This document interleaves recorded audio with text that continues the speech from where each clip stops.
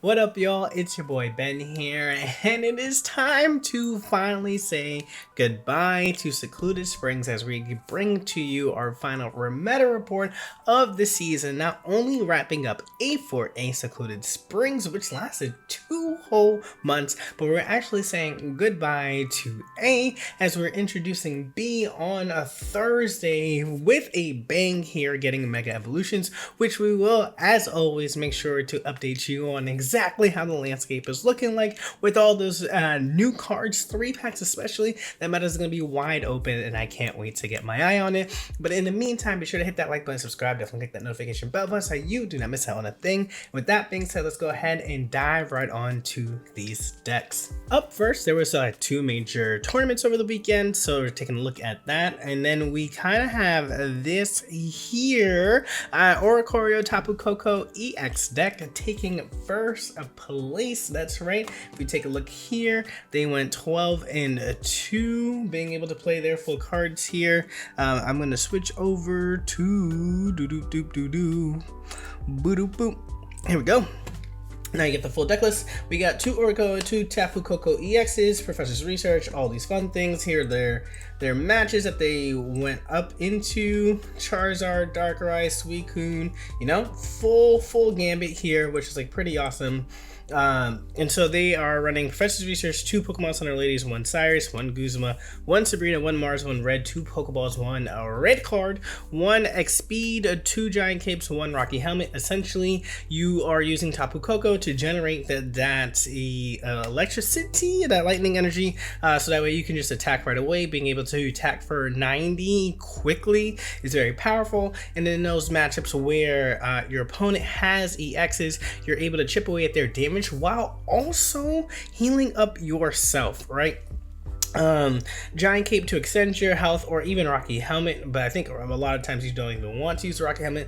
But having Pokemon Center Lady here helps answer the burns that you get from like Incineroar, and then also keeps you healthy against any kind of like Rocky Helmets damage that you might get, or any extra procs like you would from Darkrai as well. You do only have 2 of them, but it's still super helpful in those instances, because once you can whittle them down enough, you can always get Tapu Koko out there. Having 2 Oricorios out against an EX deck usually spells a lot of room for disaster for the other opponent. But by also having a stronger attacker here with Tapu Koko EX, you're whittling down the water decks like Suicune and Greninja, so that way you don't have to worry too much about your Oricorio getting too punished out there. Being able to attack for 130, possibly 150 with Rocky Helmet serves you really well when going against this, and especially if you're going into that Suicune matchup, you don't necessarily need to put everything out on the bench to even weaken how much damage output they can do to you. So this was a really cool deck to see. And then we got Charizard EX here coming in 2nd place in that tournament, which was really fun to see. Charizard EX solo here with the 1 Cleffa to ensure that you're drawing cards, Pokemon Communication to find those evolutions as needed, Double Lily here to extend your life when you're going up against other mons here. 150 does clear out a lot, but just in case that you need to, or you're getting hit when you are a Charmander or a Charmeleon on your way up to a Charizard EX, or you need to stoke and like you need to make sure that you're living hits for what's to come after the fact, Lily does do really well here. Having a Repel and a Sabrina for those matchups where they do go into their stage 1s or stage 2s to still be able to reach out into that back is pretty great here. It's very interesting not to see a Cyrus, but then again, there's not a lot that lives 150 or 170 with the red here as well, so that kind of makes sense. Your Repel and your Sabrinas here are just to help ensure that you get knockouts on other mons where their HP would be lower against the Seam Artillery. Now, when you're looking up against the Oricorio matchup, we did see that the winner here was able to take them out, but you essentially try to build up to Charmeleon. What's scary is that your Charmeleon is 90 HP, so you might need to evolve here in order to get there, or make sure that you have your giant cape to get out of range for that. So you do have one answer here, which is your Charmeleon, into being able to do that. And then between Repel and Sabrina, then you don't have to worry about facing the second Oracle Oricorio. As always, we have Dark Tina, just always going to be in here. It's going to be very, very interesting to see how well Dark Tina can actually contend against some of these megas here.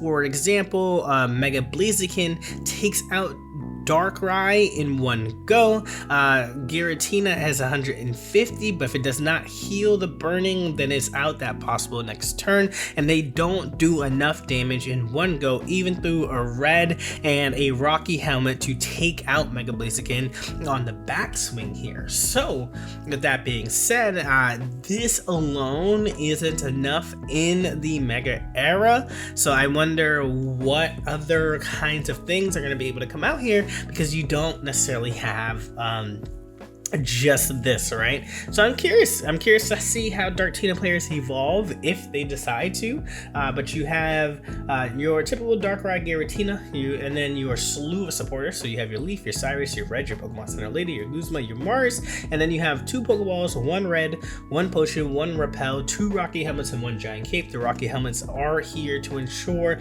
that your Oricorio matchup can go your way. You can heal with Pokemon Center Lady and Potion, you chip away with Darkrai, they get chipped with a Rocky Helmet, and then you can take away their capes to ensure that they are getting knocked out at the time that you want them to. So overall, as always, pretty strong deck, but it is wavering, right? We definitely saw Suicune, which will show up a little bit, come up and come hard, which is why you have decks like Tapu Koko EX being able to take first place in a meta that has been overrun, right? Like the meta has turned into what is Suicune doing and versus what can you do to stop Suicune, and like this is kind of like what you get the answer, and as a result of seeing something like this be number 1. And then speaking of the bar of the meta, we have Suicune Greninja, you have Suicune EX, you have Greninja, you have Giratina. You just play cards, you draw a lot of them, you play them, and you attack and you win. That's really the name of the game here. Oftentimes, I don't know how my opponent does it, but they always start with Suicune for Giratina, being able to Broken Space Bella there on their next turn, Rare Candy Greninja, start pinging me from the back, and then I lose. I ain't got nothing else to do. It's usually like they have such a great start and a great hand here, and the inclusion of double Irida over double Cyrus has allowed them to sustain their health, which gives them more survivability, which means that they're just attacking you for more. So it's been, I'm really happy to stop playing against this deck. I don't think that is going anywhere for now. I definitely think it is going to be looking for some upgrades, but with everyone playing the new shiny things, it's going to be very exciting to finally get some shakeup in this. But this definitely has been the gold standard of the meta here. You usually are playing it or finding ways to play against it, or making sure that you're countering it for those high levels of play. Speaking of trying to find ways to counter it, here is another version of a lightning deck that has been going really well. You're now extending it out. Instead of 2 Tapu Kokos, you have 1 Tapu Koko, 1 Pikachu EX here as your double EX, and then you have your Zeraora and your Oricorio. Zeraora is being able to use as your lightning generation to really build up to your Pikachu EX. Between Zeraora and Tapu Koko, the electrical switch here, you get to hit for 150 damage, clearing out everything that we just saw, which has been at the top of the meta. You can hit for 150, 170 to the Zard here. They do knock you out, but then you can take them out on a backswing from that as well too. So there's really not a lot of worry for that kind of answer there. And even if Zard takes 1 hit, then you're like pretty good to go from there. Between your heals, your extra damage, outreach with Giovanni and Red, your Guzma, you really are primed to ensure that you are hitting at the range that you want to, right? Like at the 90 or at the 150, even at the 100 or 160 or the 110 with the Red, really puts you in a really good space there. And then we have the Guzzlord Celesteela deck, which has, I can't lie to y'all, I think this one might be my worst deck to play against. I think I get more tilted seeing my energy go away than a person getting a Greninja. At least with the Greninja getting on there and I can see the board state, I know that it's really hard to come back, and then I can accept that and move on. Whereas at least against this Grindcore, you know, for 2 energy attacking for 30, and especially a Will, sometimes just that 1 extra energy being lost means that I lost the game. So watching the coins flip in that stance makes it really hard for me to like be like, oh, this feels good, because I feel like I had a chance to get out of there, right? Because if it goes tails, I get really excited. If it gets heads, then I get really sad. So and the emotional roller coaster here is very real, and that's exactly what you're looking to do. You're hitting Grindcore, building up to Tyrannical Hole. If you notice that your Guzzlord EX's damage getting taken is more than what you can heal up, you then pivot quickly to your second Guzzlord EX, so that way you can Lucamine up and then start Tyrannical Holding from there. Rocky Helmet adds that extra additional damage, so that way you can potentially deal 140 to 160 with the Rocky Helmet damage to your opposing opponent. Is really fun, but like Celesteela with a Will can knock out an Oricorio right away, so that way you can just repel the other one and be good from there. This deck right here, as we're coming up into our next one, has been a fun one for folks to find out about. This idea that you are generating energy or attacking, so that way you can then use your energy elsewhere to then use it on Arceus or Darkrai or Snorlax, because this deck runs solely dark energy, has been really cool to see.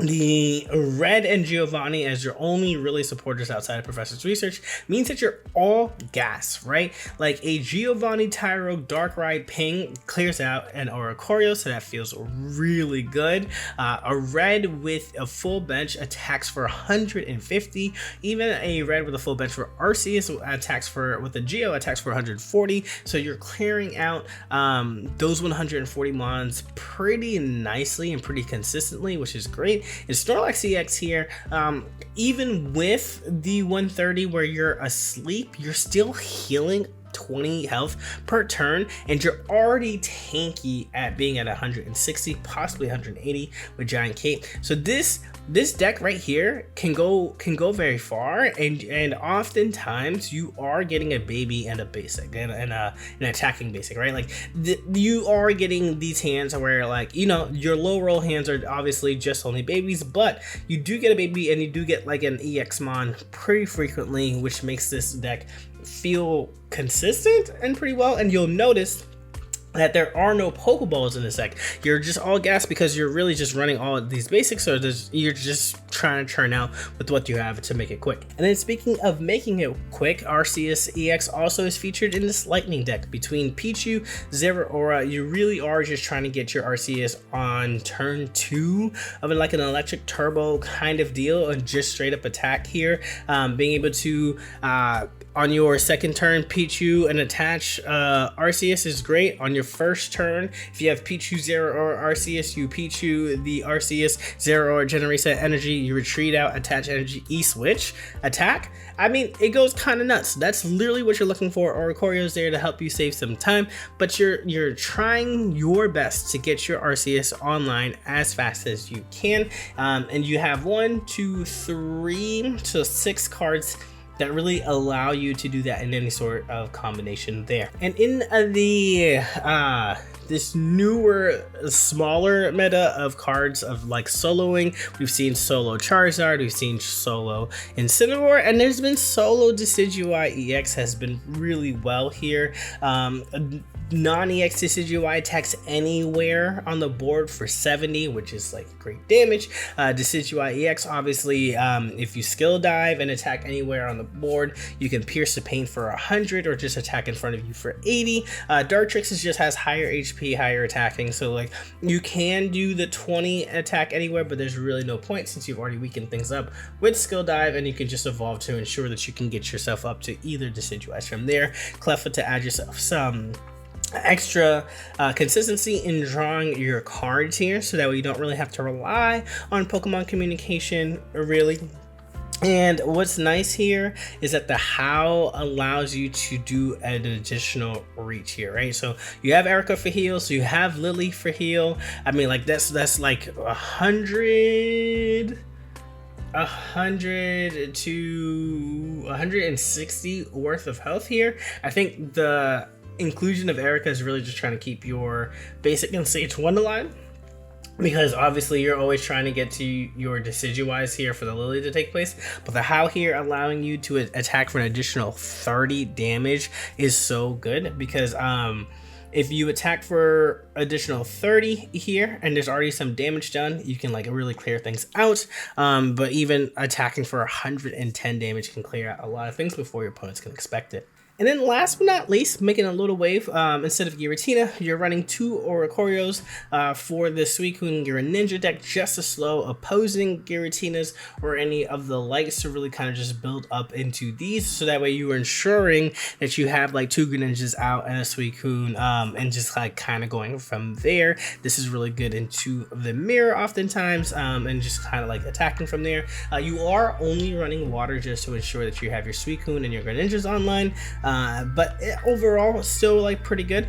I prefer the Giratina one, but this one's folks have pivoted to this as well. Really, just as an addition to, as another way of playing it. So if you kind of like the Oricorio as a card and more of like a slower play style, this is one for you as well. So let me know, y'all. This is the first time in the game's inception that we've had a double months meta since A1 with Genetic Apex, where we had like a longer stretch before the mini set came out. Let me know what y'all think of Schedule Springs. How happy are you to see the new cards come out? And then what do you think is actually a good timeline between sets?